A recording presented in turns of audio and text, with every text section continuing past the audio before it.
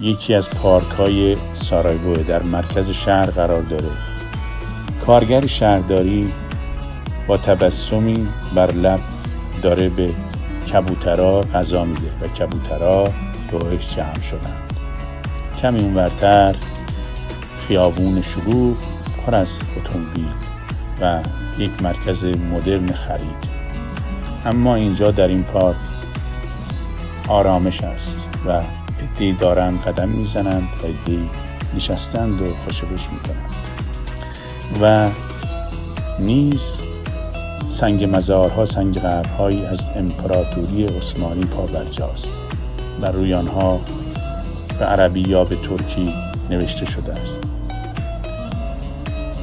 در هر گوشه از سارایوو عالمان، عارفان و شاعرانی خفته‌اند که ناشناخته مانده‌اند.